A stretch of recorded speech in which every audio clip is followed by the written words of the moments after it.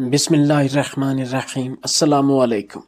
قاضی زوار بن جمال کے سامنے ایسے 3 اشخاص کو پیش کیا گیا جن میں سے ایک نے قصاب کی نابینا لڑکی کے ساتھ زیادتی کی، جبکہ باقی 2 نے اپنے دوست کی خاطر اس لڑکی کو ورغلایا۔ تینوں ایک ہی کمرے میں لڑکی کے ساتھ پکڑے گئے اور پکڑے جانے کے بعد ہر ایک شخص باقی 2 پر الزام لگا رہا تھا کہ میں تو بے گناہ ہوں، انہوں نے ہی لڑکی کو بے آبرو کیا ہے، ان کو بہت مارا گیا۔ لیکن اس کے باوجود کسی نے اپنے جرم کا اعتراف نہ کیا اور اپنے آپ کو بے گناہ کہتے رہے۔ جب لڑکی سے پوچھا گیا تو اس نے کہا ان تینوں میں سے ایک ہی تھا، لیکن چونکہ وہ نابینا تھی اس لیے اس شخص کی پہچان نہ کر پائی۔ حالات کو دیکھتے ہوئے ان تینوں کو قاضی زوار بن جمال کی عدالت میں پیش کیا گیا۔ قاضی بھی جب اصل مجرم کی شناخت کرنے میں ناکام رہا تو اس نے قصاب یعنی نابینا لڑکی کے باپ کو یہ اختیار دے دیا کہ تم جیسے چاہو اپنی بیٹی کا بدلہ لو۔ قصاب نے ایک تیز دار خنجر لیا اور کہا کہ میں ان تینوں نوجوانوں کے نفس کاٹنا چاہتا ہوں تاکہ یہ ساری زندگی ذلت میں گزار دیں۔ قاضی زوار بن جمال کی بوڑھی مگر انتہائی زیرک والدہ کلثوم بنت زبیر کا اس دنیا میں اپنے اکلوتے بیٹے قاضی زوار بن جمال کے علاوہ کوئی نہ تھا اور اسے ایک آنکھ سے بالکل دکھائی نہیں دیتا تھا، جبکہ دوسری آنکھ سے ہلکا پھلکا دھندلا سا نظر آتا تھا۔ لہٰذا قاضی زوار بن جمال جب بھی گھر سے عدالت آتا تو اپنی والدہ کو اپنے ساتھ رکھتا، کیونکہ وہ ان کی خدمت خود کرنا چاہتا تھا اور ان کے سوا ان کا کوئی آسرا نہ تھا۔ اور یہی وجہ تھی کہ قاضی زوار بن جمال نے اپنی ماں سے محبت کی وجہ سے ابھی تک شادی نہیں کی تھی۔ قاضی ہر روز اپنی والدہ کو اپنے ساتھ عدالت لے آتا اور اپنے ساتھ شام کو گھر واپس لے جاتا۔ اس دن بھی قاضی کی والدہ اس کی عدالت میں موجود تھی، جو کہ اس سارے مقدمے کو سن رہی تھی۔ جب قاضی زوار بن جمال نے اس نابینا لڑکی کے والد کو یہ اختیار دیا کہ تم جیسے چاہو اپنا بدلہ خود لے سکتے ہو تو اس قصاب نے ایک تیز دار خنجر لیا اور کہا کہ میں ان تینوں نوجوانوں کے نفس کاٹنا چاہتا ہوں تاکہ یہ ساری زندگی میری بیٹی کی طرح پشیمانی اور رسوائی میں گزاریں۔ جب یہ الفاظ قاضی زوار بن جمال کی والدہ نے سنے تو قصاب کے اس فیصلے پر اعتراض کیا کہ اصل مجرم کو ہی سزا ملنی چاہیے۔ پھر کچھ دیر توقف کے بعد مجرم کی شناخت کے لیے اس نابینا لڑکی نے عدالت میں ایک بکرے کو منگوایا۔ جب قاضی زوار بن جمال نے اس بکرے کو دیکھا تو پوچھا کہ یہ بکرا کیسے ثابت کرے گا کہ ان تینوں میں سے تمہارے ساتھ زنا کس نے کیا ہے؟ تو یہ اندھی لڑکی کہنے لگی کہ قاضی صاحب یہ کوئی عام بکرا نہیں ہے، یہ ایسا بکرا ہے کہ جس نے اپنی ماں کی بجائے ایک کتیا کا دودھ پیا تھا۔ لڑکی نے اس بکرے کو شاہ فیصل کے والد شاہ عبدالعزیز کے دور حکومت کی بات ہے کہ سعودی عرب کے 3 نوجوان قاسم ابن نذیر، خالد ابن جمال اور عباس ابن یعقوب تینوں ہم سفر اور بچپن کے دوست تھے۔ تینوں میں سے ایک دوست کو قصاب کی ایک نابینا لڑکی پسند آئی۔ اس نے لڑکی کو شادی کی پیشکش بھی کی تھی، لیکن لڑکی نے انکار کر دیا۔ پھر اس نے اپنے باقی 2 دوستوں کی مدد سے لڑکی کو ورغلایا اور پھر ایک ویران پہاڑی میں لے گئے۔ وہاں اس نے لڑکی کو اپنی جنسی ہوس کا نشانہ بنایا۔ وہ وہاں کھنڈر میں موجود تھے کہ ایک بزرگ نے لڑکی کی چیخوں کی آواز سنی اور بھاگتا ہوا آیا تو وہ تینوں اپنے کپڑے درست کر رہے تھے۔ جب لڑکی سے پوچھا گیا تو اس نے کہا کہ ان تینوں میں سے ایک نے مجھے زیادتی کا نشانہ بنایا، لیکن چونکہ میں نابینا ہوں لہٰذا میں اس لڑکے کو نہیں پہچان سکتی جو میرا مجرم ہے۔ سپاہیوں کی مدد سے ان تینوں کو قاضی عبداللہ بن ابراہیم کے پاس پیش کیا گیا۔ قاضی نے ان تینوں سے کہا کہ مجرم خود اپنے آپ کو میرے حوالے کرے اور جرم کا اعتراف کرے تو بہتر ہے۔ عباس کہنے لگا میں اپنے دوستوں کو تلاش کر رہا تھا، جب میں ادھر آیا تو خالد اور قاسم اس لڑکی کے ساتھ بدکاری میں مصروف تھے۔ میں نے ان دونوں درندوں کو لڑکی سے الگ کیا اور یہ بزرگ اچانک اس پہاڑی میں آیا۔ اس نے ہم تینوں کو دیکھ لیا اور گناہ گار جانا۔ میں بے قصور ہوں جبکہ یہ دونوں ہی لڑکی کے گنہ گار ہیں۔ اب یہ نہیں معلوم کہ ان دونوں میں سے کس نے لڑکی کو بے آبرو کیا اور کون اپنی باری کا انتظار کر رہا تھا۔ خالد نے سنا تو کہا یہ جھوٹ ہے، قاسم اور عباس لڑکی کو اسی ویرانے میں لے گئے تھے۔ جب میں انہیں تلاش کر رہا تھا تو مجھے بھی بے گناہ ان کے ساتھ گرفتار کر لیا گیا۔ قاسم نے بھی اسی طرح کی کچھ باتیں کی اور باقی اپنے دونوں دوستوں پر الزام لگایا۔ قاضی عبداللہ بن ابراہیم نے ان تینوں کو نئے تعینات کیے گئے قاضی زوار بن جمال کی عدالت میں پیش کرنے کا فیصلہ کیا۔ قاضی زوار بن جمال اپنی والدہ کی ناساز طبیعت کی وجہ سے اس وقت عدالت میں موجود نہ تھا، تو اس نے تینوں کو اپنے گھر ہی دعوت پر بلا لیا۔ تینوں حیران ہوئے کہ ایک قاضی کا یوں اپنے گھر پر دعوت پر بلانے کا آخر مقصد کیا ہے۔ خیر وہ دعوت پر قاضی کے گھر پہنچے تو دسترخوان ان کے لیے بچھایا گیا اور 3 قسم کے کھانے پیش کیے گئے۔ خالد کو چاول پیش کیے گئے، قاسم کو گوشت، جبکہ عباس کو انڈے کا حلوہ کھلایا گیا۔ خالد نے جیسے ہی چاول اپنے منہ میں ڈالے تو فوراً تھوک دیا اور چاول باہر نکالے۔ قاضی زوار بن جمال نے وجہ پوچھی تو اس نے کہا کہ ان چاولوں میں انسانی گوشت کی بو آ رہی ہے، لہٰذا مجھ سے برداشت نہیں ہو سکا کہ میں یہ چاول کھاؤں۔ قاسم نے پہلا لقمہ گوشت کا جب منہ میں ڈالا تو لقمہ نگل نہ سکا اور باہر نکال لیا اور کہنے لگا کہ میں نہیں سمجھتا کہ یہ بکرے کا گوشت ہے، بلکہ یہ تو کتے کا گوشت ہے۔ عباس جب انڈے کا حلوہ کھانے لگا تب اس نے بھی کھانے سے انکار کر دیا۔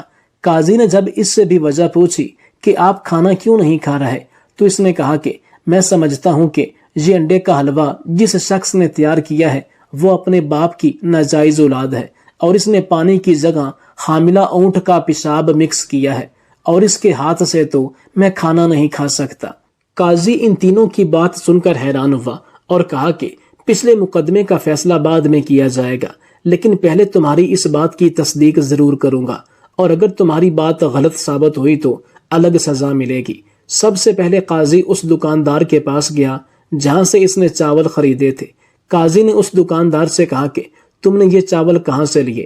دکاندار نے ایک کاشتکار کا نام لیا کہ میں نے چاول اس سے لیے تھے۔ قاضی نے اس سے پوچھا کہ تم نے یہ چاول کہاں سے لیے؟ اس نے بتایا کہ پرانے قبرستان کی زمین کافی عرصے سے ویران پڑی تھی اور اس پر کافی پانی جمع تھا، حتیٰ کہ قبریں نظر آ رہی تھی، میں نے اس پر چاول بو دیے۔ قاضی نے دل میں سوچا کہ خالد ٹھیک کہہ رہا تھا۔ وہ سمجھ چکا تھا کہ وہ کیوں کہہ رہا تھا کہ چاولوں میں سے انسانی گوشت کی بو آ رہی ہے۔ اس کے بعد قاضی نے قصاب کو بلایا جس سے اس نے گوشت خریدا۔ قاضی نے قصاب سے کہا کہ سچ سچ بتانا، مجھ سے غلط بیانی نہ کرنا، یہ جو گوشت تم نے مجھے فروخت کیا یہ کس چیز کا تھا؟ قصاب نے کہا جناب یہ بکرے کا گوشت تھا۔ قاضی نے قصاب سے کہا اچھا، جہاں سے تم نے یہ بکرا خریدا مجھے اس گھر کا پتہ بتا سکتے ہو؟ اس نے ایک دیہاتی کا پتہ بتایا۔ دیہاتی نے جب اچانک قاضی کو اپنے سامنے دیکھا تو خوف زدہ ہوا۔ قاضی نے اسے تسلی دی اور کہا کہ خوف زدہ ہونے کی ضرورت نہیں، میں تم سے کچھ سوالات پوچھنا چاہتا ہوں۔ کیا تم نے اپنا بکرا اس قصاب کو فروخت کیا تھا؟ دیہاتی نے کہا جی ہاں، میں نے اپنا بکرا ہی فروخت کیا تھا۔ قاضی نے اس سے کہا تم جھوٹ بول رہے ہو، تم نے اس قصاب کو کتا فروخت کیا تھا اور اس نے وہ کتا ذبح کر کے ہمارے مہمانوں کو کھلایا۔ دیہاتی اپنے کانوں کو ہاتھ لگانے لگا اور کہا قاضی صاحب خدا کا خوف کریں، میں ایسا جرم کیسے کر سکتا ہوں؟ پورا علاقہ میری اس بات کی گواہی دے گا کہ میں نے اس قصاب کو اپنا بکرا ہی فروخت کیا تھا۔ قاضی نے کہا پھر میرے مہمان نے ایسا کیوں کہا کہ یہ گوشت مجھے کتے کا معلوم ہوتا ہے؟ دیہاتی کچھ دیر خاموش رہا، پھر کہا جناب اگر اجازت ہو تو میں آپ کو ایک واقعہ سنانا چاہتا ہوں۔ جب یہ بکرا پیدا ہوا تھا تو اس کی ماں مر گئی تھی۔ میں پریشان ہوا کیونکہ میرے پاس دودھ نہیں تھا اور اس بچے کی خوراک صرف دودھ ہی تھی۔ ایک دفعہ میں گھر آیا تو میں نے دیکھا کہ ایک کتیا اس بکرے کو دودھ پلا رہی ہے۔ میں کھڑا دیکھتا حیران رہ گیا، مجھے یہ بہت عجیب لگا، لیکن میں اس بکری کے بچے کو زندہ رکھنا چاہتا تھا، لہٰذا بچپن سے ہی اس کو اسی کتیا نے پالا۔ بعد میں جب یہ بڑا ہوا تو اسی کتیا کے ساتھ بیٹھتا، کتیا اسے چاٹتی، پیار کرتی۔ گاؤں کے کافی لوگوں نے اس بات پر اعتراض کیا کہ ایک نجس جانور کے ساتھ تم نے حلال جانور کیوں ملا دیا؟ آخر کار تنگ آ کر میں نے یہ بکرا قصاب کو فروخت کر دیا، لیکن اس کو حقیقت نہ بتائی۔ قاضی سمجھ چکا تھا کہ کیوں قاسم کو اس گوشت میں سے کتے کی بدبو آ رہی تھی۔ قاضی دن میں سوچنے لگا یہ تینوں شخص مجرم ہونے کے علاوہ بلا کے ذہین ہیں، لہٰذا اصل مجرم کی شناخت بہت مشکل معاملہ ہے۔ اب قاضی نے قاسم کا سچ معلوم کرنے کی کوشش کی۔ قاضی نے اپنے اس باورچی کو بلایا جس نے انڈے کا حلوہ تیار کیا اور کہا کہ مجھے اپنے والدین کے پاس لے جاؤ۔ باورچی نے قاضی کو بتایا کہ میرا باپ تو بچپن ہی سے فوت ہو چکا ہے لیکن ماں زندہ ہے۔ وہ قاضی کو اپنی ماں کے پاس لے گیا۔ قاضی نے اس کی ماں سے پوچھا کہ سچ سچ بتاؤ یہ بیٹا تمہارا ہے؟ اس کی ماں نے اس بات کا اقرار کیا کہ جنگل میں لکڑیاں کاٹ رہی تھی، کچھ اباس ڈاکو انہوں نے مجھے بے آبرو کیا۔ میں شادی شدہ تھی جبکہ میرا شوہر اس وقت تجارتی سفر پر تھا۔ ان نوجوانوں کی وجہ سے میں حاملہ ہو چکی تھی، لیکن میں نے یہ راز کسی کو نہ بتایا کہ سسرال والے مجھے گھر سے نکال دیں گے۔ میرا یہ بیٹا آپ کے ہاں باورچی ہے، یہ میرے شوہر کے نطفے سے نہیں۔ اب قاسم کی بات کی بھی تصدیق ہو چکی تھی۔ قاضی حیران تھا کہ تینوں اگر اتنے ذہین ہیں پھر انہوں نے یہ غلط کام کیوں کیا۔ قاضی واپس گھر آیا، تینوں سے کہا کہ بہتر یہی ہے کہ مجرم خود اپنے آپ کو قانون کے حوالے کرے، ورنہ میں تینوں کو ہی پھانسی کی سزا دے دوں گا۔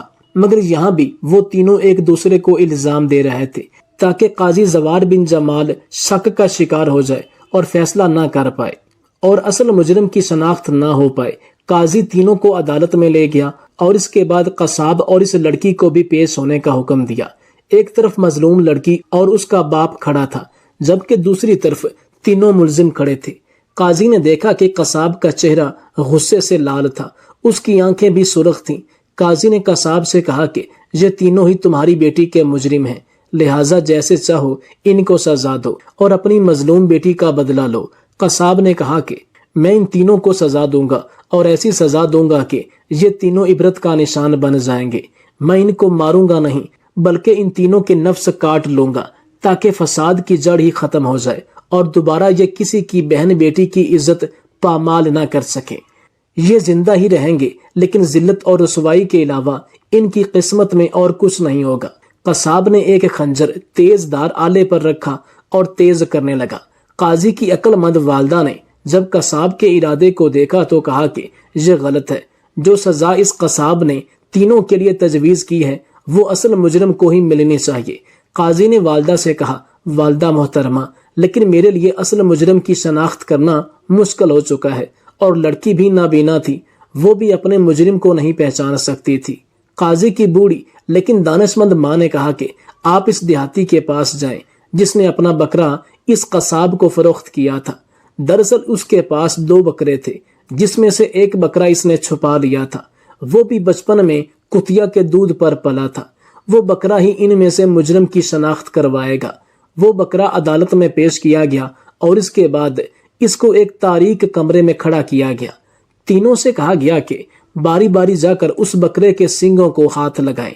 جب مجرم اس کے سینگوں کو ہاتھ لگائے گا تب بکرا ایک عجیب سی آواز نکالے گا جو کتے سے ملتی جلتی ہوگی۔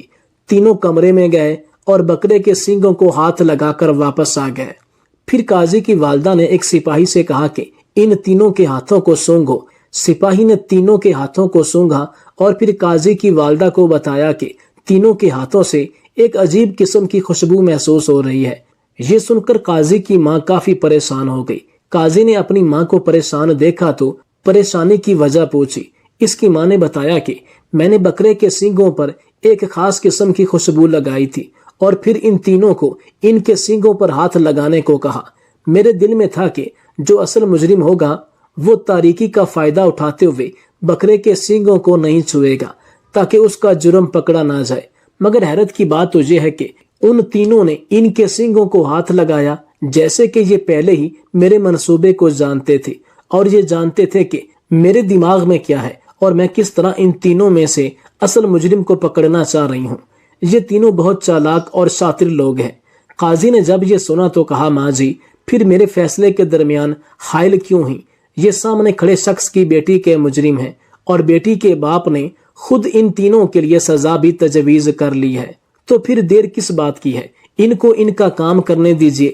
قاضی کی ماں نے کہا، بیٹا آپ جانتے ہیں جب بھی کبھی ایسا پیچیدہ مسئلہ ہوتا ہے میں ہمیشہ سے آپ کی مدد کرتی رہی ہوں۔ اللہ کے فضل سے میں نے کبھی آپ کو مایوس نہیں کیا۔ میں نے ہمیشہ آپ کے مجرم کی شناخت کے لیے مدد کی، مگر آج ان تینوں نے مجھے ناکام کرنے کی کوشش کی۔ آپ مجھے وقت دیجیے، میں ظالم شخص کی شناخت کرنے میں کامیاب ہو جاؤں گی جس نے اس نابینا لڑکی کو بھی نہ بخشا۔ قاضی نے اپنی ماں سے کہا ٹھیک ہے ماں جی، جیسا آپ بہتر سمجھو، مگر یاد رکھنا ہمارے پاس وقت زیادہ نہیں ہے۔ میں چاہتا ہوں کہ جلد سے جلد حقیقت معلوم ہو سکے تاکہ فیصلہ کرنے میں آسانی ہو۔ قاضی کی ماں نے اپنے بیٹے سے کہا کہ میں ان تینوں کو ایک مختصر سی کہانی سنانا چاہتی ہوں، اور کہانی سننے کے بعد میں اس بات کا دعویٰ کرتی ہوں کہ مجرم اپنے منہ سے اپنے گناہ کا اعتراف کرے گا۔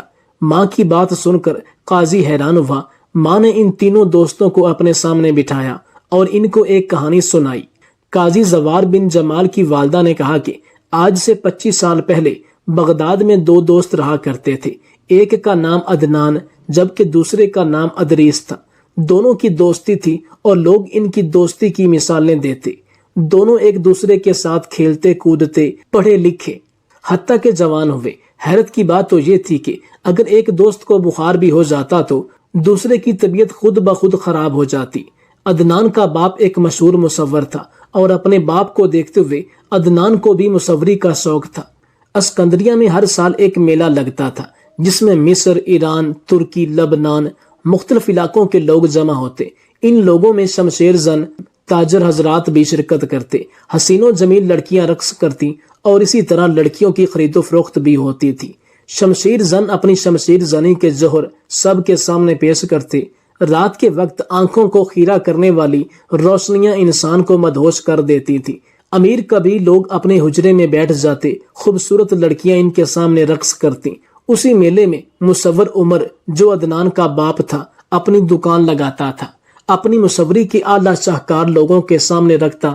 دیکھتے ہی دیکھتے اس کی تصویریں فروخت ہو جاتی۔ ایک دفعہ مصور عمر سخت بیمار تھا۔ اس نے اپنے بیٹے عدنان سے کہا میری جگہ آج تم دکان پر ٹھہرنا، گاہکوں کا بہت زیادہ رش ہوگا، لہٰذا تم نے ہی ان کو ڈیل کرنا ہے۔ عدنان اپنے باپ کی دکان پر بیٹھا تھا کہ اس کا دوست ادریس پریشانی کی حالت میں اس کے پاس آیا۔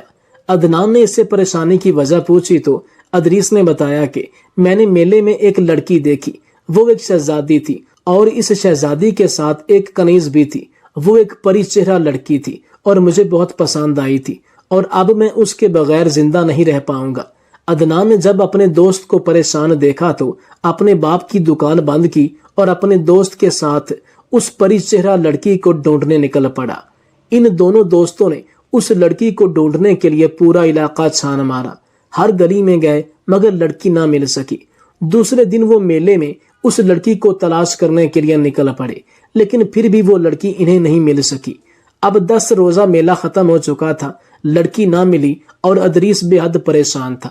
تو اس کے دوست عدنان نے اسے تسلی دی اور کہا کہ میرے ہوتے ہوئے تجھے پریشان ہونے کی ضرورت نہیں، تم میری جان ہو، اس لڑکی کا حلیہ بتاؤ، میں اس کی تصویر بنا لیتا ہوں۔ ادریس نے لڑکی کا حلیہ بتایا تو عدنان نے اپنے ہاتھوں سے جادو اور اس لڑکی کی تصویر تیار کی۔ جب تصویر مکمل ہوئی تو ادریس نے کہا کہ اس تصویر میں 2 خامیاں ہیں، نچلے ہونٹ کے ساتھ تل نہیں اور لڑکی کی زلفیں کچھ زیادہ لمبی تھی۔ عدنان نے تصویر میں دونوں چیزیں لگا دی تو ادریس چیخ اٹھا کہ یہ ہو بہو اسی لڑکی کی طرح ہے۔ عدنان نے اپنے دوست سے وعدہ کیا کہ جب تک میں لڑکی کو تلاش نہیں کر لوں گا میں چین سے نہیں بیٹھوں گا اور تمہاری اس سے شادی کروا کر ہی رہوں گا۔ اگلے دن عدنان نے اپنے گھر کو خیر باد کہا اور اپنے دوست کو الوداع کہتے ہوئے لڑکی کی تصویر کو جیب میں رکھا اور اس کی تلاش کے لیے نکل پڑا۔ اس نے ہر علاقے کا چپا چپا چھان مارا لیکن لڑکی نہ مل سکی۔ دن رات وہ لڑکی کو تلاش کرتا رہا اور ساتھ ساتھ اپنے دوست کے بارے میں خیریت بھی دریافت کرتا رہا۔ اسے بتایا گیا کہ اس کا دوست سخت بیمار ہے۔ یہ سن کر وہ بھی بیمار پڑ گیا، لیکن اس کے باوجود اس نے لڑکی کی تلاش جاری رکھی، حتیٰ کہ 1 سال کا عرصہ گزر گیا، لڑکی نہ ملی اور سال کے بعد دوبارہ اسکندریہ کے اسی میلے کا انعقاد ہوا جہاں ادریس نے لڑکی کو پہلی بار دیکھا تھا۔ عدنان اپنے دوست کی خاطر میلے میں گھومنے لگا کہ شاید وہ لڑکی دوبارہ مل جائے، وہ اسے دیکھ لے، لیکن وہ لڑکی نہ ملی۔ عدنان کے والدین اپنے بیٹے کی وجہ سے بہت پریشان تھے۔ یہ اپنے دوست کی وجہ سے اتنا مجنون ہو چکا ہے، اس کی عقل پر پردہ پڑ چکا ہے۔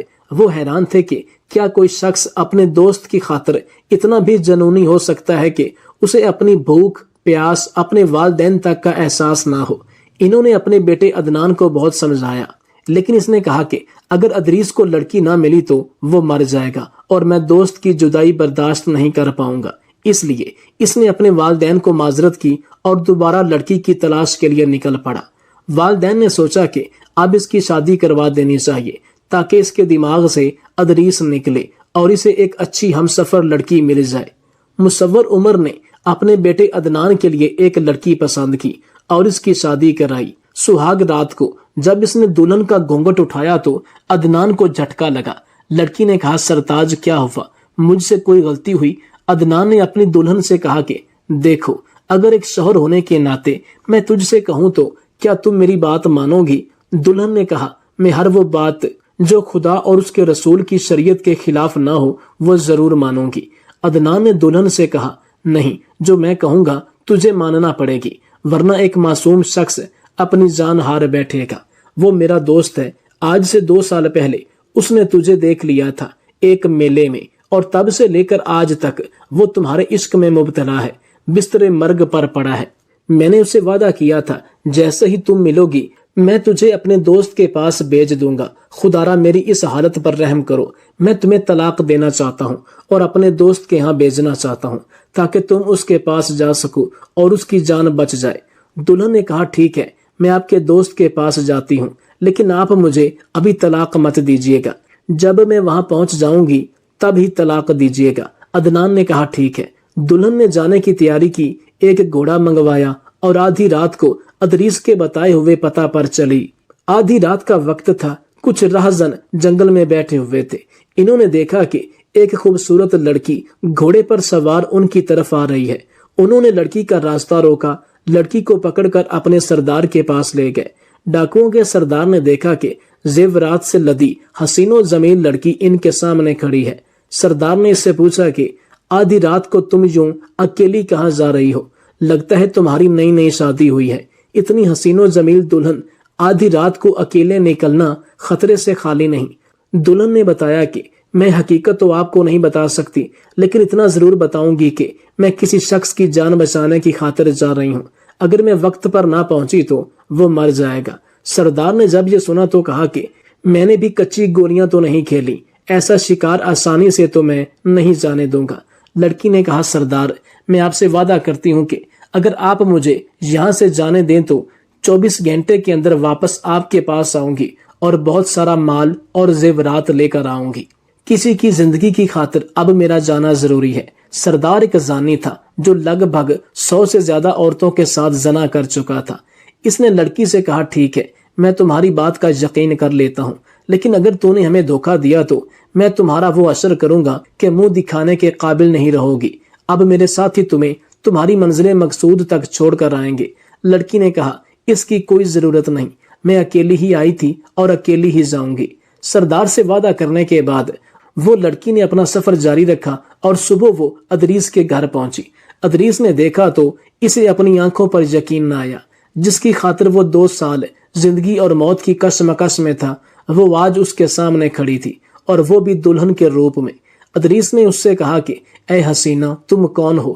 اپنے بارے میں بتاؤ۔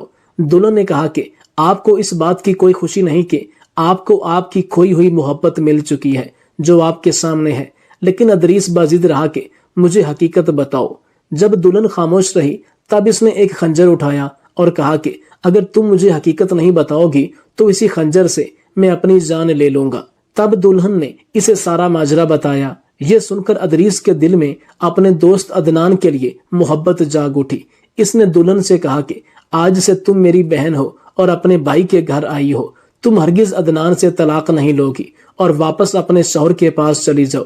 جب دلہن واپس جانے لگی تب ادریس نے کہا، بھائی بہنوں کو خالی ہاتھ تو نہیں بھیجتے، اس لیے اس نے بہت سارے مال اور زیورات دلہن کو دیے اور کہا کہ میرا ایک آدمی تمہارے ساتھ جائے گا، مگر دلہن نے اکیلے جانے کی ضد کی۔ اس کے بعد وہ گھوڑے پر بیٹھی اور مال اور زیورات سمیت سردار کے پاس آئی۔ سردار سے کہا کہ میں نے اپنا وعدہ پورا کیا ہے۔ اس نے سردار کے سامنے اپنے زیورات اور مال جو تحفے میں ادریس نے دیے تھے اس کے قدموں میں رکھ دیے۔ سردار یہ دیکھ کر حیران ہوا کہ کوئی لڑکی اپنے قول و قرار کی اتنی بھی پکی ہو سکتی ہے۔ یہ کوئی عام لڑکی نہیں جس نے اپنا وعدہ پورا کرنے کے لیے اپنی زندگی خطرے میں ڈالی اور واپس ہماری طرف آئی، حالانکہ وہ بآسانی فرار بھی ہو سکتی تھی۔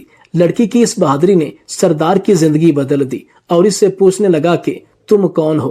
لڑکی نے کہا کہ میں نے اپنا وعدہ پورا کیا ہے، اب آپ کو جاننے کی کیا ضرورت ہے؟ لیکن وہ باضد رہا۔ جب لڑکی نے سردار کو ساری داستان سنائی تو وہ بہت متاثر ہوا۔ اس نے کہا، آج تم نے اس ناپاک شخص کو بدل ڈالا۔ اس نے لڑکی کے سر پر ہاتھ رکھا اور کہا کہ آج سے تم میری بیٹی ہو، اور اگر بیٹی اتنی نیک ہو تو اس کے باپ کو بھی گناہوں سے باہر آنا چاہیے اور توبہ کر لینی چاہیے۔ سردار نے دعاؤں سے اس لڑکی کو وہاں سے روانہ کیا اور زیورات اور مال بھی دے دیا۔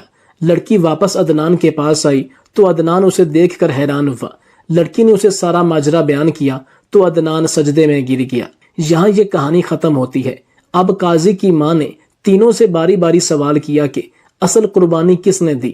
سب سے پہلے قاسم نے کہا کہ اصل قربانی عدنان نے دی، جس نے اپنے دوست سے وعدہ پورا کرنے کی خاطر اپنی منکوہہ بیوی اپنے دوست کے پاس بھیج دی۔ خالد نے کہا نہیں، اصل قربانی ادریس نے دی، جس کو اپنی محبت مل چکی تھی، لیکن اپنے دوست کی خاطر اس نے اسے اپنی بہن بنا لیا۔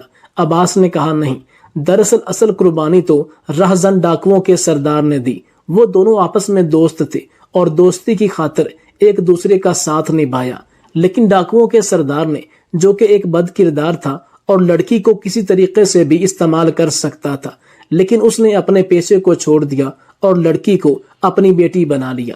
قاضی زوار بن جمال کی عقل مند والدہ نے اپنے بیٹے سے کہا، یہی عباس ہی اصل مجرم ہے، اس کا نفس کاٹ کر عبرت کا نشان بنایا جائے۔ عدالت میں موجود ہر شخص حیران تھا اور قاضی نے اپنی والدہ محترمہ سے پوچھا کہ آپ کو کیسے پتا چلا کہ یہ مجرم ہے؟